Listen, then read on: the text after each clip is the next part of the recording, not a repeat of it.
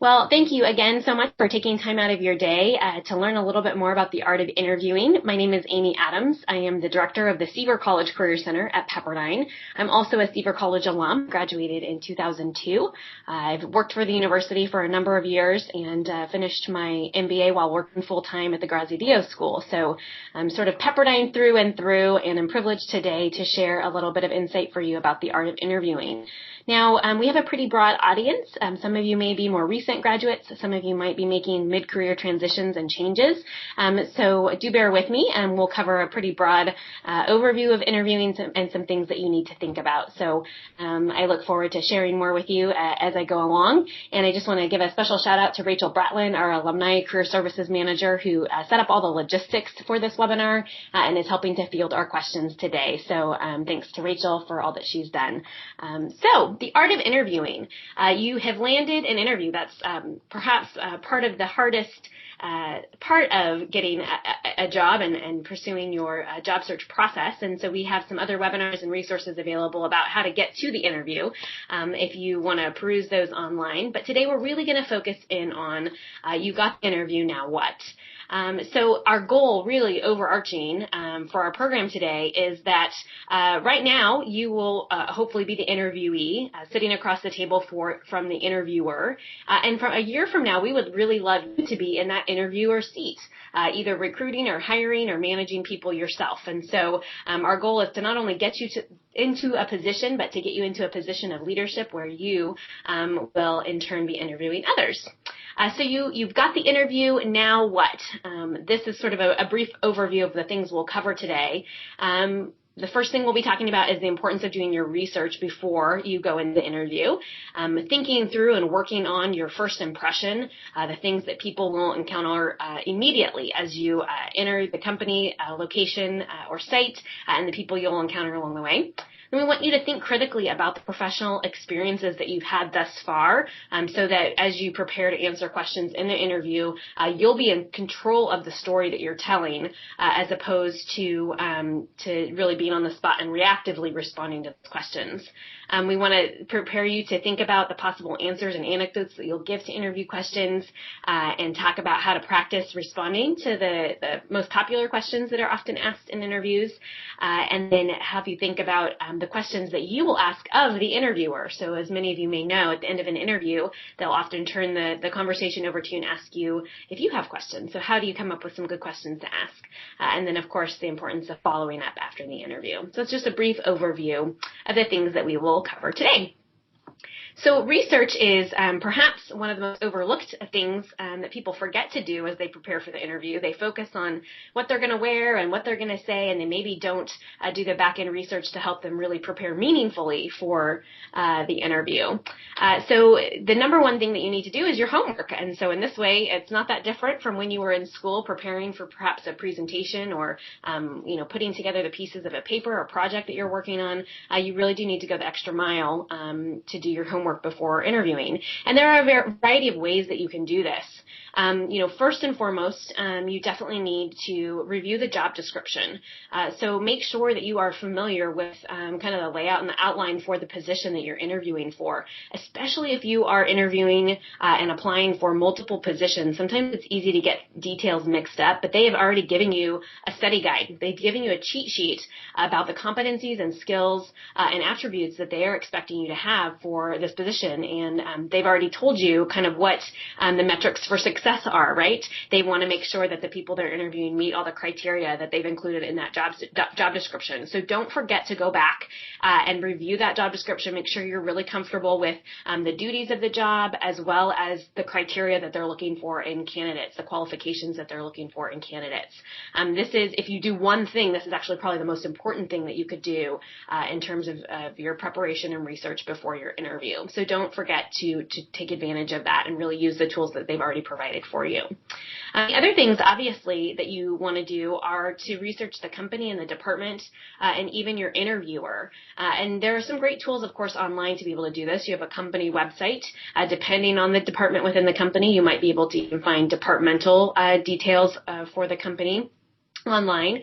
And so you want to make yourself just aware of those. The more knowledgeable you can make yourself about the position itself and then the company and department that you're working within, the more naturally you're going to be able to speak to your own skills and strengths and experiences and be able to translate those in terms of value to those you're interviewing with. You also want to research your interviewer, and LinkedIn and Google are really great tools to be able to do this. You can definitely check out who your interviewer is on LinkedIn and see kind of what their work history is, how long they've been perhaps with the company, other roles that they've held or other companies or jobs that they've held prior to the role that they have now. And again, that's just going to tell you who your audience is. Who are you speaking to? What are the things that they value? What's the experience that they've had? And how can you appeal to them in sort of the way that you present yourself in the interview? So again, this is just kind of collecting information to help guide the answers that you give and the stories that you tell when you enter the interview formally.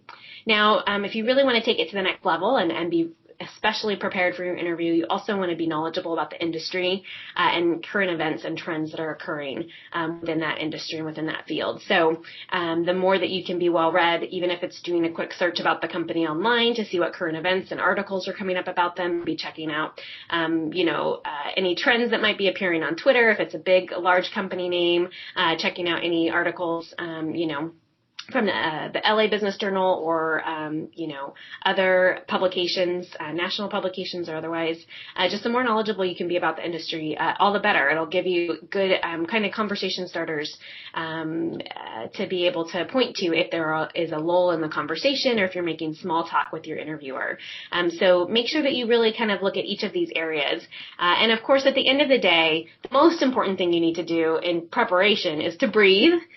Make sure you've got the right outfit picked out, which we'll talk a little bit about. You've showered, and you've researched the company and practiced your answers. We're going to talk more about these things today. But again, just to put it in perspective, you do the homework and you do your research so that you can feel comfortable and confident going into this conversation and not feel like you're grasping at straws. So just a little reminder that the most important thing to do in preparing is to breathe and remember that you've got what it takes. And if you've done your homework in advance, you're going to feel even more comfortable and confident going into your interview situation. So the next thing I want to talk a little bit about are the value of first impressions. And this is kind of a laundry list of things that you might want to think about. Some of these might feel very obvious to you, but if you have not done a lot of interviewing, you might underestimate how valuable some of these things can be. And so one of the reasons why we talk about first impressions is because they make a huge difference. In a recent study, 30% of bosses or interviewers said that they made their decision about whether they were going to hire somebody in the first 90 seconds of meeting them. 90 seconds. That is no time at all. You haven't even said anything about your experience or your qualifications, right? All you've done is show up. Maybe you've given them a handshake. It just goes to show that first impression is really, really critical. And so some things that can really work for you is making good eye contact, having firm, solid handshake, and speaking with confidence and appropriate grammar, and being comfortable with yourself. And that's, again, where the research and kind of knowing your audience and the situation that you're getting into will really help you feel more comfortable and at ease when you sort of first meet that person and make that first impression. So you can see to the left of the screen that there are some tells that show that you're maybe less confident, that you're nervous, or that you're unsure about sort of the situation that you're finding yourself in. You might be playing with your hair. You might not be smiling. You might have poor posture. You might be looking down at the ground, have your shoulders kind of closed in. And those are all things that you want to try to avoid. But you can also see really largely that making eye contact is a huge deterrent in someone's first impression, right? 67% of those who were interviewed in this survey said that a failure to make eye contact could really turn them off to somebody that they're meeting in an interview. So don't shy away from making that initial contact with your eyes. Don't linger too long and make it awkward, but definitely be open, be warm, be inviting, give them a smile, give them eye contact, give them a firm handshake. And then, of course, even though we're talking about your first impression, 47% of these people said that if people had no knowledge of the job, they had no knowledge of the company, that was an automatic deterrent, and that came through pretty loud and clear right away. And so just getting back to the importance of kind of research and preparation there initially. I found that this statistic is really interesting. I'm popping over to the right side of the screen now. 7% of those surveyed said that they were making their decision about that first impression based on what the person was actually saying. That's sometimes a little bit disheartening, right? If you think that everything you're saying is spot on, it really represents who you are, and yet they're distracted by the fact that you're not looking them in the eye, or your skirt is too short, or you wore the wrong shoes, or you have something stuck in your teeth, right? So just realistically, people are not hearing in those first moments necessarily what you're saying. They really are focused on these other nonverbal elements of their interaction with you. 38% said that they are really focused on the quality of your voice and your grammar and that overall confidence, the way that you're carrying yourself. So again, those nonverbal cues mixed with how you are engaging with them and presenting yourself. And then many actually, most of all, make determinations about that first impression based on what you're wearing and how you carry yourself physically through the door. So just keep those things in mind and recognize that that first impression really, can make a big difference in connecting with your interviewer. Some common mistakes that are made in the job interview, and again, this deters a little bit from your first impression, but just some things that I think are really interesting, are over-explaining why you lost your last job or why you're deciding to leave a current place of employment. You're conveying that maybe you're not over that and you're getting kind of wound up in details or drama around that. You really want to steer clear of a lot of kind of reference to your past situation, especially if it was a negative situation. Another big error that people make is they lack humor or warmth or personality. They feel like they're kind of in the target aim and are overly, focused on giving the right answer as opposed to just being themselves. And so I'll talk a little bit about how you can craft really strong anecdotes and stories that will help you speak naturally and convey your personality and the values and things that are most important to you. They want to hire a whole person, not just somebody that fits the bill of all the criteria that they're looking for. The list goes on. You can see some of those other things that are listed. Winging the interview is much more obvious than people sometimes think. We often think, oh, I've got what it takes. I have the experience. I'll just go in and wing this interview. But it becomes pretty obvious to the interviewer when you haven't done your homework, you haven't prepared, not really taking seriously the time that they're giving you to really make a play for the job. And then, of course, the number one thing these people said was that they fail to ask for the job. So they fail to really kind of at the end of the interview say, I'm your best candidate and this is why, and I really want to come work for you. So just some things to keep in mind as you think about kind of compiling yourself and preparing yourself to make a good first impression and really stand out in the interview process. So some other things, obviously, and again, I hope that most of these are really kind of known to you, but just want to underscore that you want to convey confidence. You want to convey warmth and an openness to your conversation. Again, you want to make the interviewer feel as comfortable as possible in talking to you. And sometimes when we get nervous, when we're under pressure, we clam up, we get serious, we lose sight of our personality or some of the strengths that we may otherwise bring to the table and make those interview interactions maybe more awkward than they need to be. And so as much as you're hoping that the interviewer will put you at ease, also come into the situation wanting to put them at ease and wanting to make that conversation as comfortable as it possibly can be. Of course, without losing sight of showing respect to the interviewer, respect for the company, listening to them actively, and being really attentive as you engage in that conversation. So you're kind of walking that line of trying to be yourself and be natural, but also be poised and prepared to have a meaningful conversation. I mentioned the value of a firm handshake and what that can convey. It conveys confidence and openness, again, that warmth and opportunity to convey that warmth to those that you meet. And you want to fall somewhere in between here, according to my graph, right? You don't want to give a limp fish or a princess hand, or a handshake that's so hard that you send someone, to the doctor's office. But you also, you don't want to go to the other extreme. And so you want to kind of find that middle ground of soft and hard, and not be too creepy, right? So you just want to, just a few seconds, firm handshake, really confident, eye contact, openness, warmth that you're conveying, and really give somebody that invitation to want to have a further conversation with you and ultimately want to work with you in the long run. So some of these graphs I know are silly. I'm trying to keep it, I'm talking at you today as opposed to us being able to have a conversation. So I want to try to keep it a little bit lighthearted and open. Now, part of your first impression also has a lot to do with how you've dressed for the day. And today I'll talk a little bit more about probably your most traditional and conservative interview attire. The most important thing that you can do in your research is to really find out what the company culture is, so that when you go into interview, your dress is going to mirror what you're likely to see in the office and maybe a step above, right? So you really are kind of under the wire when you go for an interview. You're under the microscope. So I would always err on the more conservative and the more dressy when you go for an interview, even when you do company research. But that being said, if you're interviewing with a company that is pretty laid back and maybe t-shirts and jeans are acceptable, you're going to want to find a professional looking outfit that maybe plays to that culture as opposed to a black suit and tie. So make sure that you've done your company research, and if you know people within the company, maybe ask them a little bit about what they would recommend you wear to an interview, just to kind of get some intel about that. But typically for ladies, you do want to wear a suit, a pant or a skirt suit, and you want to make sure you have a blouse on, no t-shirts or anything like that underneath. Another option would be a dress with a jacket or a nice skirt with a blouse and a jacket. Obviously in Los Angeles, there are a lot of companies that maybe play to that kind of more laid-back culture, and so these might be better options for that environment than perhaps a full-fledged suit. But just make sure that you really are dressed to the T and looking, professional.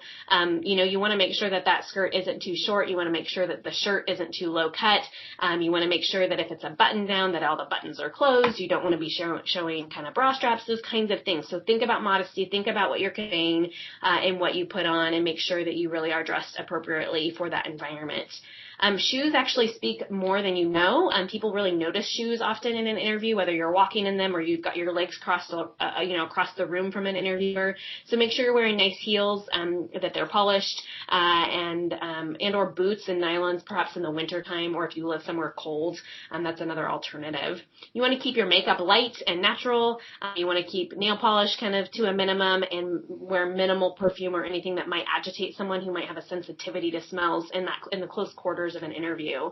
And then one thing I always talk to ladies about is make sure you par down what you're carrying. So you should have a padfolio with a notepad or an iPad or whatever it may be to take notes, and then you want a handbag or a purse, and that's it. You don't want to have a million things in your hands. You want to have your hands free to be able to make that handshake, to be able to open a door, to be really comfortable interacting with people on the day of the interview. So really par down, make sure you're keeping it simple, but make sure it reflects professionalism. Sometimes I have students come in, they're dressed to the nines, they look great in a suit, and they're carrying a really ratty backpack or handbag, and their papers are all stuffed inside, and they're trying to pull out something to write with.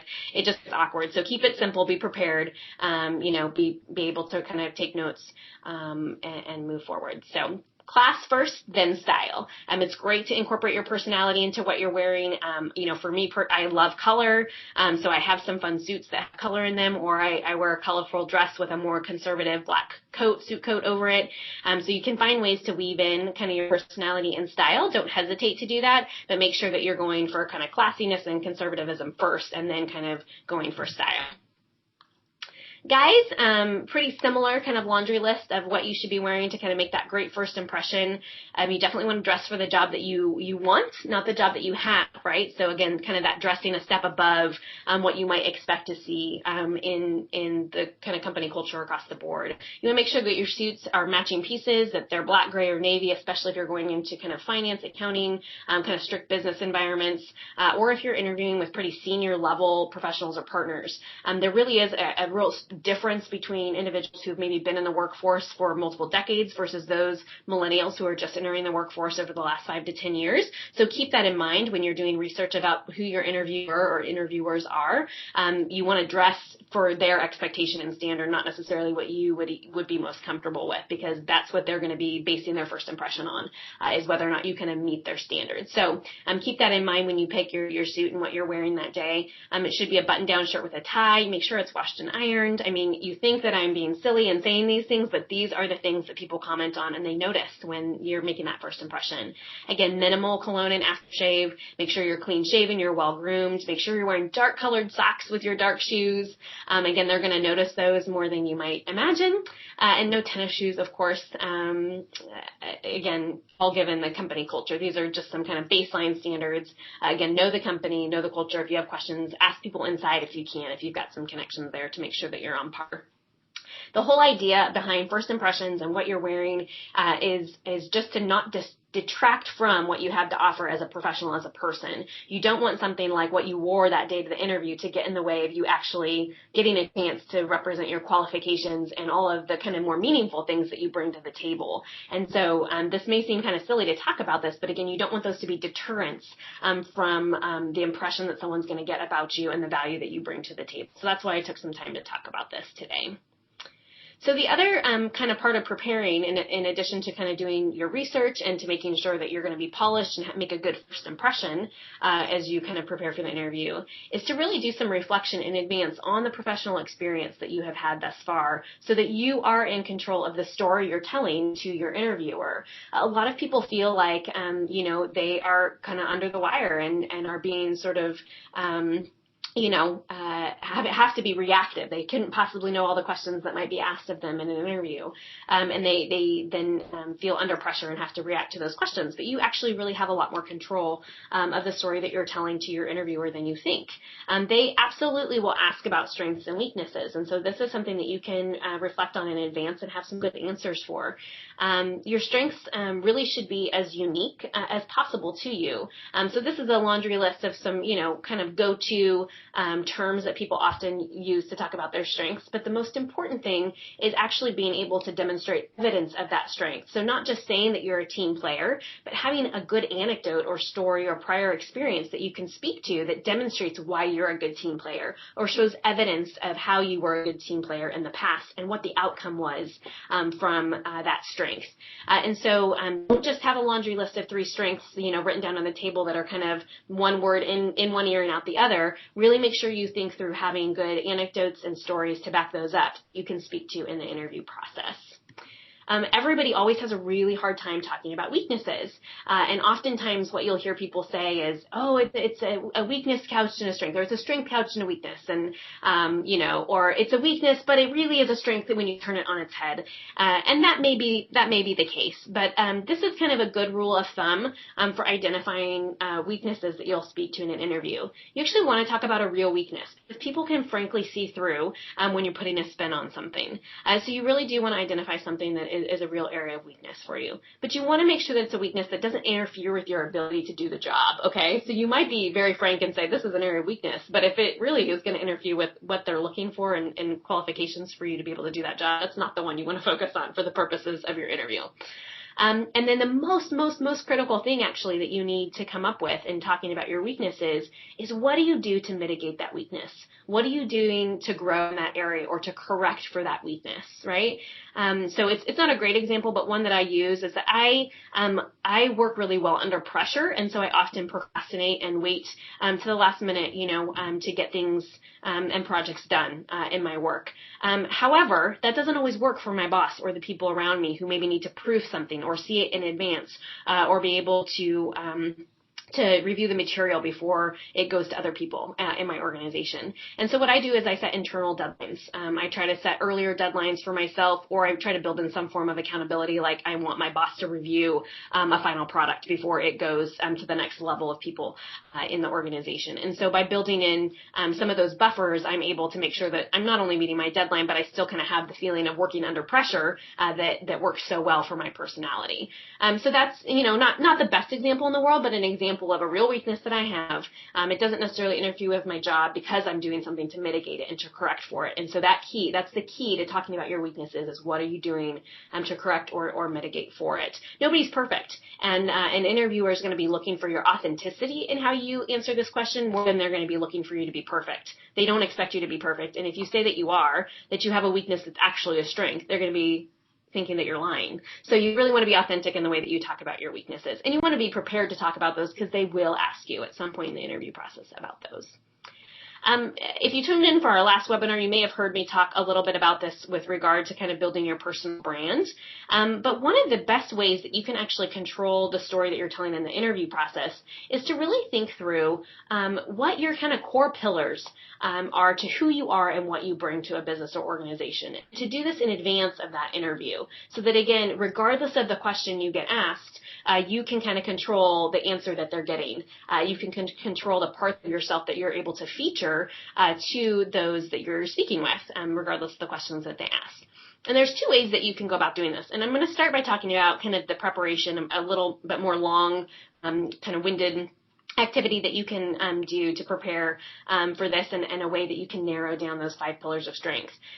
What you can do is you can start writing kind of freehand, stream of consciousness, about your top 5 professional experiences that you've had in the past. If you're a recent graduate, this might include a life experience like studying abroad, something a little bit more general than a specific professional experience. But for those who are more advanced professionals, you want to write about, the top 5 professional experiences that you've had in your past that you feel like really get to the heart of your strengths and your skills and the things that you are really wanting to present to this company.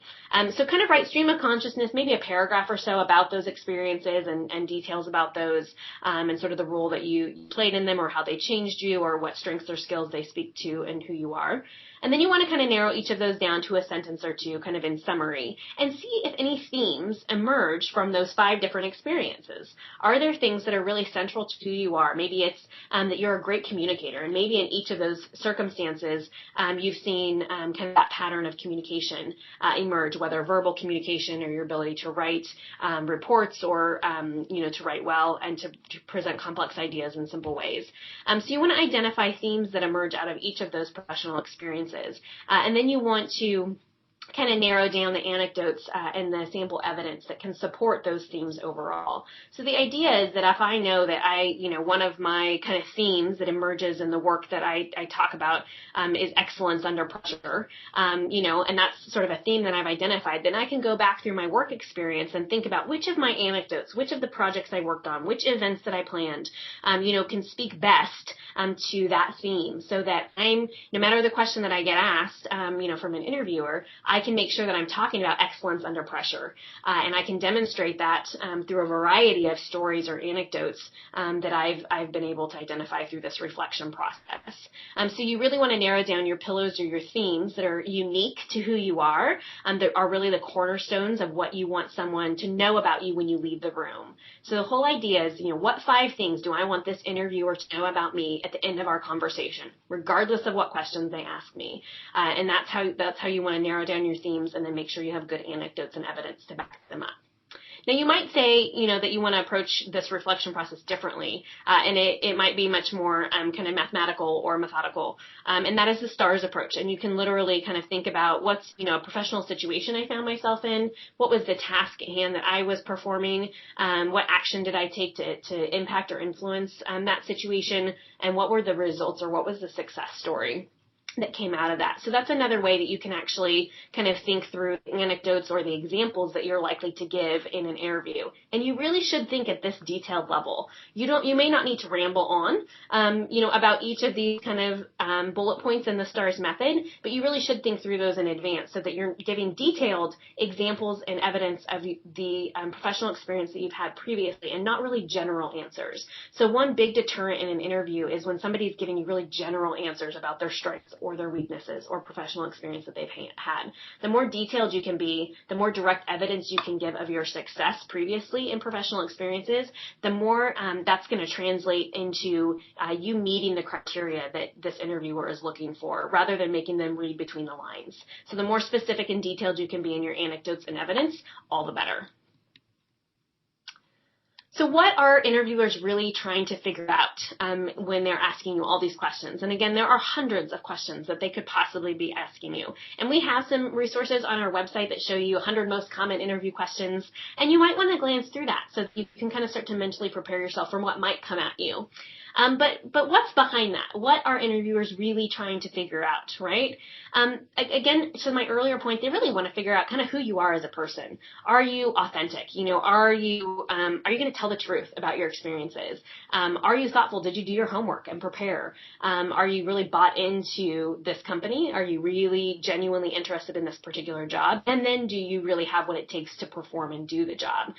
So the details of the job are actually kind of secondary to sort of your personal personality and your first impression, and kind of your commitment to wanting to work for the company in terms of the cultural fit with that organization or that company. Are you a good fit for that organization overall? And then can you do the job? So they're looking for a lot of different things in this interview process. So that it's not just the criteria that you can kind of get the job done at the end of the day. So that's why I've kind of talked about some of these other kind of softer skills and elements earlier in the conversation. But what are they looking for in your answers when you interview? They really want you to show rather than tell them what you're good at. They really want you to show past success from your experiences. They really, again, don't want to have to read between the lines. They want to clearly understand that you've got what it takes to be able to do this job.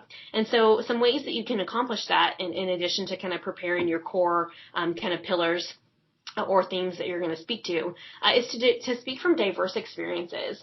So maybe you had really, one really, and especially for our new professionals, maybe you had one really powerful, work experience that all of your examples come from. Well, you really want to reach outside of that, even if they aren't as strong in terms of professional experiences. You want somebody to get the sense that you are a well-rounded individual, and you want them to see how you've grown and learned and developed skills and competencies in various parts of your life and your work. And so, you want to speak about your internship. You want to speak about your first job, your second job, your third job. You want to have examples from different teams or different projects that you worked on.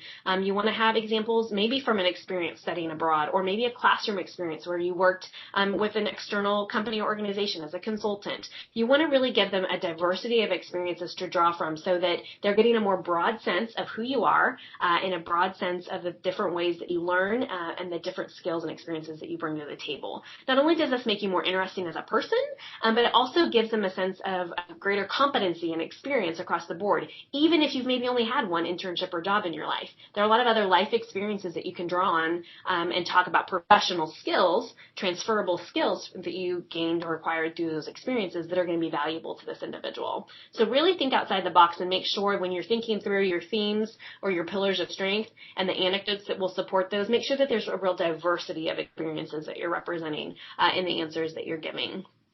And then be as specific as possible. And I talked a little bit about this before, and I'll go into a little bit more detail later. Share outcomes and results and what you learned through the process. Sometimes a question might be something like, talk about a time when, a project didn't go the way that you intended it to go, and tell me about what happened. So in a question like that, you want to be authentic. You want to give a real answer about what you did in the face of that situation. And then you want to talk about what you learned, right? So somebody wants to know that you have the capacity to learn and grow and evolve as an employee. Nobody's going to come onto the job with the exact, every little detail that they need to know for that job. They're going to have to learn. So you also want to think about what is the interviewer trying to learn about me? Is it about my ability to perform and actually meet the intended outcomes of the job? Is it about taking initiative and getting results that maybe nobody else has gotten before? Is it about my ability to learn in the face of a hardship or a situation that maybe didn't play out the way that I wanted it to play out? So the more details and the more specific kind of anecdotes that you can offer around those things, the more, again, that paints a really clear picture for somebody about your ability to navigate those types of situations rather than them trying to fill in the blanks. All right. So another common question that you will be asked in an interview is, tell me about yourself. It's often the first question that they will ask. And sometimes people get really tripped up on this. It can be a hard question to answer. Do I start with, well, I was born in Mississippi, and then channel through sort of your chronology of life? No, it might be a little bit extreme. But you want to be able to provide an intriguing and in-depth and highly reflective kind of summary about yourself and your professional experience within just, a brief amount of time. You don't want to ramble on and on and on, because again, this is about your first impression. If this is the first question that you're asked, you want to be able to succinctly kind of relate to the interviewer kind of what you have to offer. And this is your trailer, right? So, when you see a trailer for a movie, it whets your appetite to see the movie. It makes you want to learn more about the movie, or to see what's going to happen with the characters, or to see what's going to happen in the story. And so this kind of tell me about yourself question is your trailer of the interview. And that's the way you might want to think about it, is kind of now you've reflected on your pillars of strength. You've reflected on the themes that you want to make sure this interviewer interviewer knows about you when you leave the room. Tell me about yourself is a great way to introduce them to those concepts and ideas. It's an open-ended question. So again, you can control the story that you're going to tell. So have a good story to tell. Think about those pillars of strength. Think about those themes that you want to talk about. And then, some practical things you can talk about are, the professional level that you are coming from or hoping to move into, previous expertise and experience that you've had, other companies you work for, other jobs or internships you've had. Organizations and departments you've worked within, especially if there's variety in those. I ended up in career services, but I often talk to people about the experience I had working as an event planner, experiences that I had working in fundraising, because those might relate now to either what they're doing or what they're expecting of me in ways different than the job I'm currently doing now. You want to maybe mention some accomplishments or strengths. This might be a great time to kind of whet somebody's appetite about a particular strength you feel like you have. And of course, more than anything, you really want to kind of underscore why you're interested in this particular position and how who you are as a person relates well to what they're looking for and to this job in particular. So you want to make sure that you have this kind of response down pat. It's pretty much a no-brainer that it will be asked. It will be asked. So you definitely want to prepare for that. Another common question is, why this job? They're going to want to know that you are not just applying blindly for jobs all across the internet, but that you really have been thoughtful and intentional about the positions that you're applying for. And so they're going to want to know not just that you can get the job done at the end of the day, but that you really want this job. And so remember when you're asked questions about the position that this is not about you. It's not because you want a higher paycheck or you want a better title or you want an in at this company, right? You really want to focus on the value you are going to bring to the company or organization and sort of what's in it for them. And then this is really your opportunity to speak to the fit that you have. And you might have to, again, connect the dots for the interviewer. You might be a non-traditional pick. You might be coming out of a background or a job that doesn't directly relate to this job you're interviewing for. And so you really want to speak to, again, those core strengths and those pillars of strength that make you a good fit for this job. And that's where reviewing that job description in advance and having a real good, comfortable understanding of that is going to help you answer a question like this meaningfully and not just passively and in a way that seems really general or generic. So be prepared to answer that question, why this job? That question can also sometimes look like, why this company? Why do you want to work for this particular company or organization? And so similarly, you want to think about what's the value that you bring to the company or organization? Why are you a good fit culturally for that organization in addition to your ability to do a good job at that actual position? The other thing I just want to underscore in answering sort of any question, and as you think through possible anecdotes that you want to share and you want to bring into the interview process, is thinking through the lens of being very specific or being very action-oriented. And you can do either or a combination of both, but these lists are kind of just to help you trigger things that you might want to think about when you're sharing an anecdote. You really want to hone down kind of providing context and giving the background on a situation or story, and also get to the point of how it demonstrates your effectiveness at performing that role or completing that duty. So some of the things that you can think about are, previous positions or responsibilities that you've had. Were there specific projects or specific products that you worked on that you might want to talk about? And again, paint that picture of success, for the interviewer. Was there a specific deadline that you had to meet? Was there a specific team you worked with or specific people or relationships that you had to develop in order to accomplish a goal? Were you involved with the financial management of elements of a project? And maybe you're not in a financial role, but maybe you managed a budget or you had to meet certain criteria within a budget framework.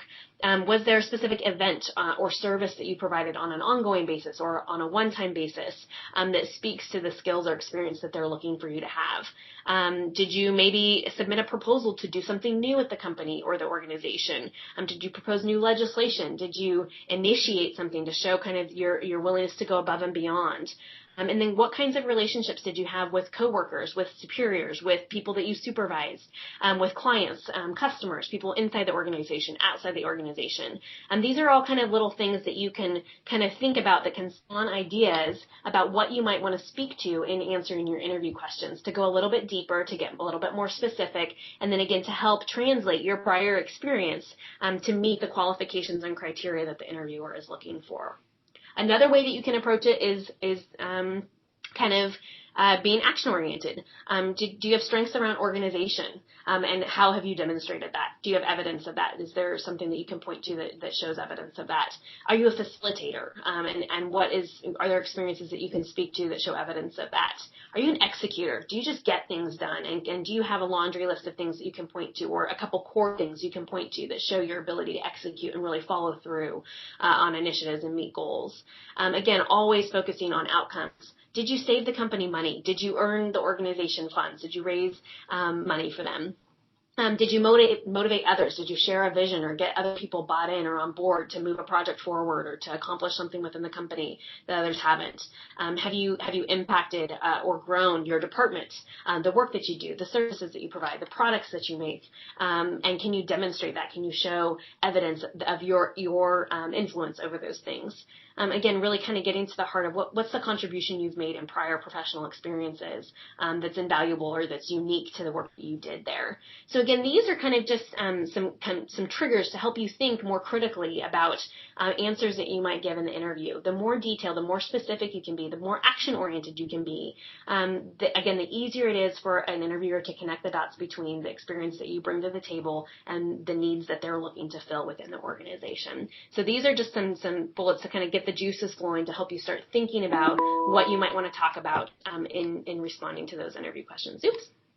All right.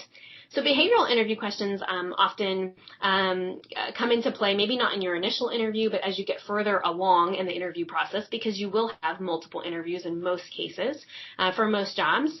And again, this gets to the heart of what is an interviewer trying to find out about you. You might think, gosh, that's a really strange question. What's that about? And you always want to ask yourself the question, what's that about? And in the heat of the moment, you might not have time to ask yourself the question, what's that about? So I wanted to point to just a few examples today where an interviewer might ask you a specific question, but they might be trying to ascertain something else about you. And so a good example is, give me a specific example of something you did that helped to build enthusiasm in others. Well, do they want to know that you built enthusiasm in others? Yeah, maybe. But what they really are looking for is, are you a leader? Do you have the ability to lead and motivate others toward change or to do something new? Another one is, give me an example of a time you had to make an important decision. How did you make that decision? How does it affect you today? That one's a little bit more direct. They obviously are trying to look at your ability to make decisions, but you want to be thoughtful. You don't want to just think about, oh, well, this morning I decided to have a banana for breakfast. That was a decision. Excuse me one second.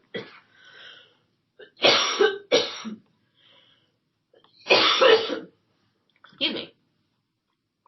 So you really want to make sure that this is where you've been thoughtful, and the anecdotes and the stories that you want to tell, you want to make sure that they reflect the best of your decision making, or they reflect your ability to make decisions that had major consequences, that maybe impacted other people, that had maybe budgetary implications, or maybe were really hard decisions to make. So again, you want to think about, what's that story that I'm trying to tell? Am I trying to tell a story that I can make important decisions under pressure, or that I can make important decisions that affect and influence other people?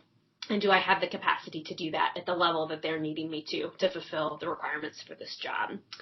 Another example might be, tell me about a time when you had to handle multiple responsibilities. How did you organize the work that you needed to do? And of course, in this case, they're looking at your time management skills. How do you approach your work? How do you prioritize? And in this case, again, specificity is going to help you. Specific examples are going to help you demonstrate this. So maybe describe it in brief with specificity, and maybe give an example of how you did that, and how that maybe helped you reach a goal, or how that made you successful in your work. So those behavioral interview questions can be a little bit more open-ended, and this is where really having a good handle on your themes and your pillars of strength are going to help guide the kind of anecdotes that you want to speak to when you get asked these types of questions. But it's also important to understand what kind of quality or skills they're trying to assess when they ask you these questions. So something to kind of think through. So another thing I just want to kind of underscore, and we are getting close to the end of our time here together today, is always to just kind of check yourself. Oftentimes when we're looking for new professional opportunities, it really is about us. It's about a change in lifestyle, or a change in location, or a change in paycheck, right? You're aspiring to grow. You're aspiring to be in a new environment. You're aspiring to use maybe new skills that you've acquired. Maybe you have a new degree. Maybe you have an advanced degree and you want to try something new. And those things are all very much about you. And a job is about you. However, in the interview process, it is very much about the company. It's very much about the organization. And so you want to check yourself and make sure that as you're responding to these questions, you're keeping in mind the employer's needs as a priority, as opposed to your own needs. Your own needs will be met, hopefully. If this is the right job for you, when it gets down to talking about the offer that they're going to make you, you are going to be considering your needs kind of in this relationship. But during the interview, you really want to keep the priority on the employer's needs and that department's needs or the hiring manager's needs directly. Are you emphasizing your strengths in a way that is going to meet and align with the needs that they have or the problems that they are trying to solve? And are you showing enough personality, and are you sharing your values that align with the employer and the department? So that's where doing your research, again, is going to be really important. If you get into researching the company or organization and you think, man, I don't know if I could really work for a company like this, maybe you shouldn't be interviewing. Maybe you shouldn't be wasting your time or the interviewer's time. So those are things you kind of want to know in advance. Now, those are also things that if you're unsure of, you might be sussing out in the interview process. You might be asking questions of them to help provide clarity. For that, it is, an interview goes both ways. They're interviewing you, but you're also feeling out the company and organization and the position and trying to see if it's a good fit for you. But you always want to make sure that, again, the priority lies with the benefit being for the employer. So, again, what's the point of going through this process of them, asking all these different types of questions? It really is to prove your competency through examples. And so, again, don't be general in the responses you give. Make sure that you take this opportunity to really paint that picture of your competency and to show that with specificity and with examples that make it very clear to them that you can do the job, that you've got what it takes. Be mindful of your tone of voice and make sure that you're using proper grammar and that you are speaking appropriately, that you're avoiding slang, that you are, speaking at a level that really is a professional level and isn't too comfortable. Make sure that they know you're taking this seriously and that you're not there to waste their time, that you really are committed to trying to secure this job.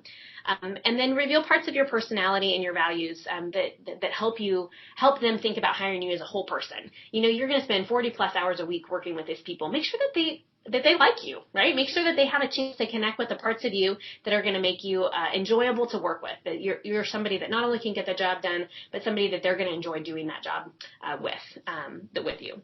So just things to keep in mind. When it comes to interviewing, practice is really underrated. Practicing your interviewing, practicing your answers, doing some of this prep work actually can make just all the difference in the world. And so you might want to consider, writing down some talking points. And maybe those talking points are your 5, themes, your 5 pillars of strength. Schedule a mock interview with our office. Our team here in the Career Center is available to do a mock interview with you. We can review the job description in advance and even try to tailor some of our questions to support what we think you'll likely encounter in that company or field. Practice with a friend. It might feel a little silly or uncomfortable, but practice with a friend, a spouse, somebody who can kind of pose some of those questions to you. And even if you respond to those questions more conversationally, it's good to think through what you would say and how you would say it. Practice in front of the mirror or record yourself. You can record yourself on, so many laptops these days have built-in cameras, or your phone has a built-in camera. Record yourself answering some of these questions. See what some of your texts are. Do you pull at your hair? Do you nod your head? Do you look down?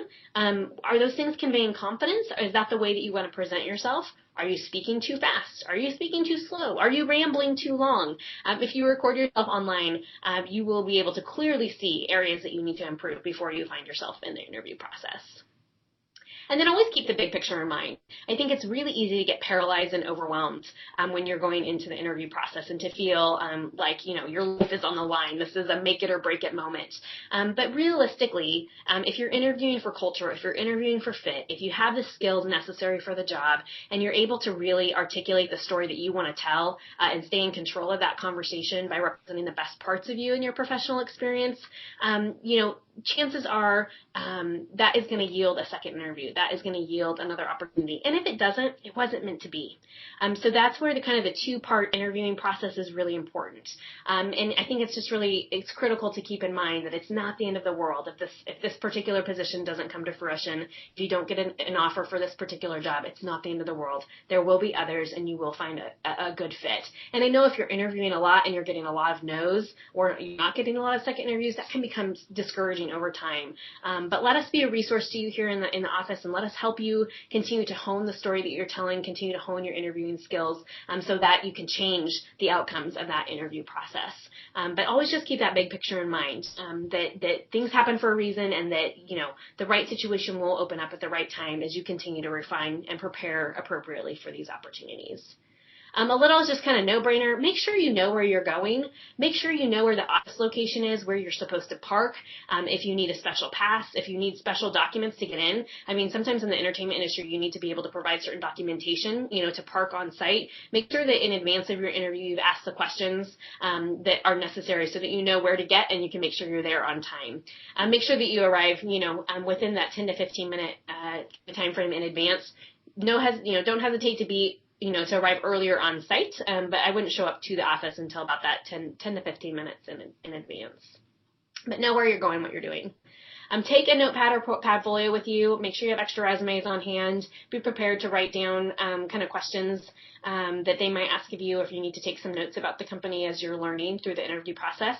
And also make sure that you write down your questions that you want to prepare to ask the interviewer at the end. Sometimes you're so much kind of under the wire that you maybe the questions that you thought about in advance slip your mind. So it can be helpful to have those written down in advance so to trigger your memory and be able to make sure that you have those to ask at the end of the interview.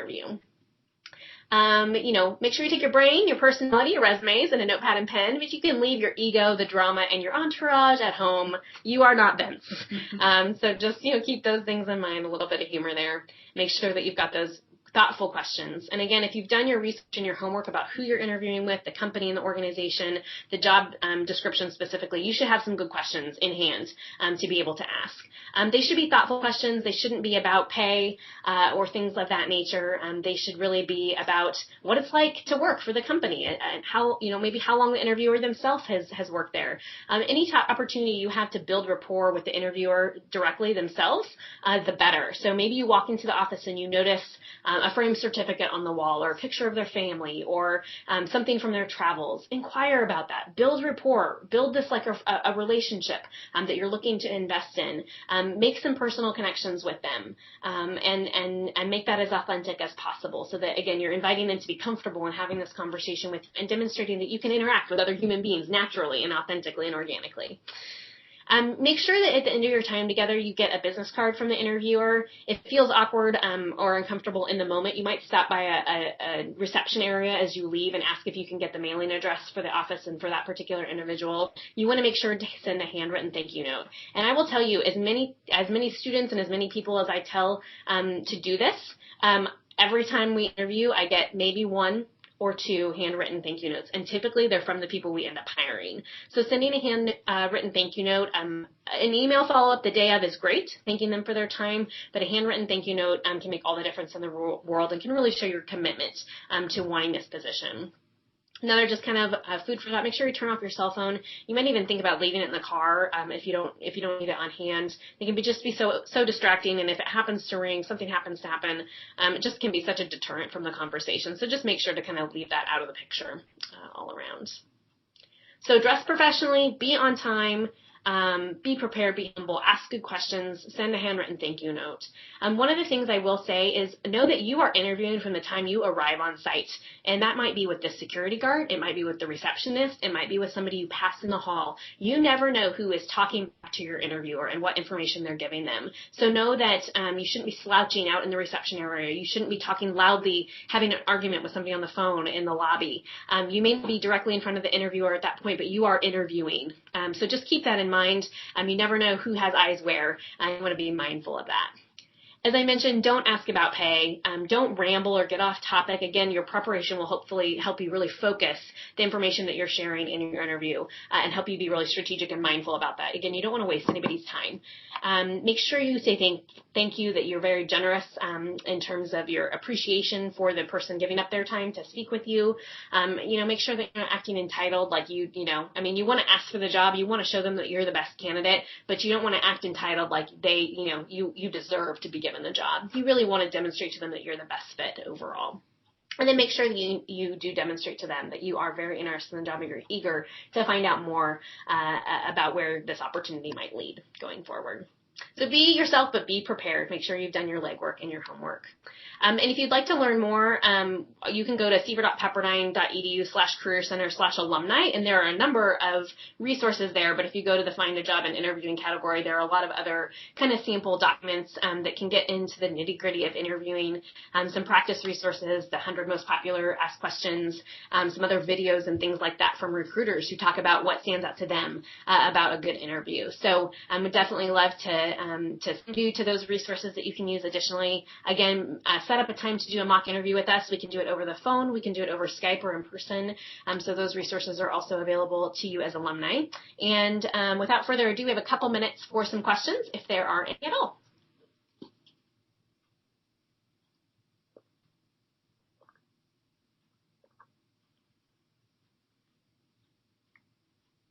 It's like an interview. You should have good questions ready to ask at the end. Just kidding. Just reminding you how important that is.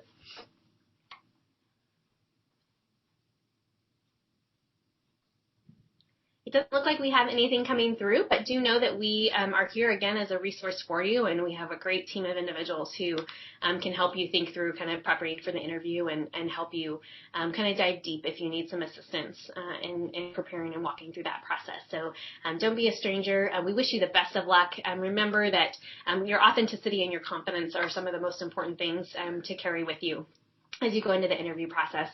They speak volumes about who you are and what you bring to the table.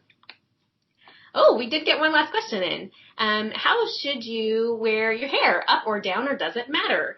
I don't think that it matters so long as it's comfortable and it's not a deterrent for you or for the interviewer. So if you find that you do really play with your hair a lot when you get nervous, maybe you should wear it up. It'll be out of the way and you won't be tempted to mess with it. If you don't always wear it that way and you think it's going to be uncomfortable or cause problems, wear it the way you always wear it. Make sure you just look polished and professional. But you know, just again, you want to make sure that these things aren't a deterrent for you or for the interviewer. So whatever the least distracting for the interviewer and the least distracting for you is probably the best way to go.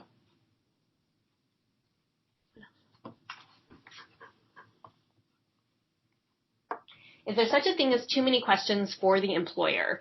That's a really good question. I would say asking 3 to 4 questions is probably substantial, and always keep a gauge on time. So if they've said that you're going to have an hour interview and you know, you've got only a couple minutes left to have the conversation, just be mindful of that. They might have another interview after you or might have another meeting to get to. So you might want to par it down, ask your 2 best questions, and just leave it at that. Just be prepared, you know, with solid questions. Don't feel pressured to have to ask them all, but I would say that the 2 to 4 range is a good range. No less than 2, no more than 4. Any other questions?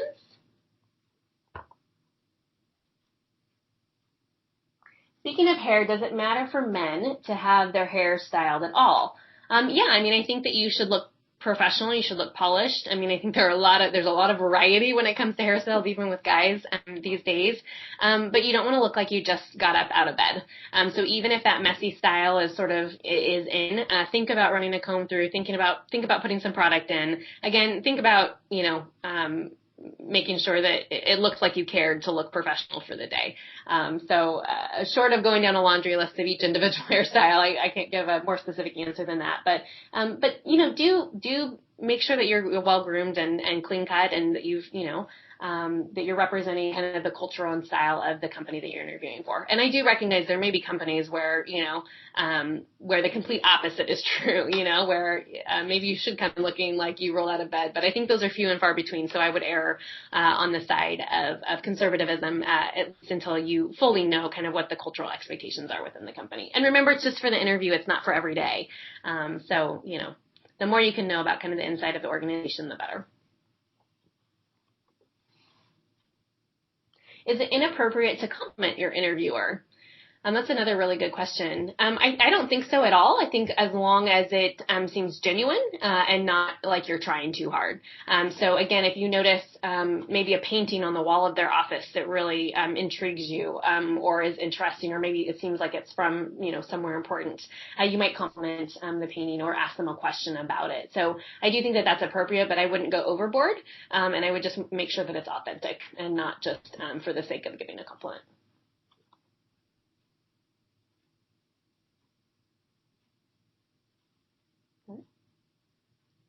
Really great questions. Thank you so much, everyone, for tuning in today. And if you have other questions that come up as you reflect on this, do let us know. Again, we'll be posting the video within the next 3 days, both on our Alumni Career Services webpage, as well as our Pepperdine YouTube channel under the Career Services playlist. So you can refer back to these slides if you need to, or you can pass them along to other people. So thank you so much for tuning in. We really appreciated you taking time out to talk with us today. Have a great day.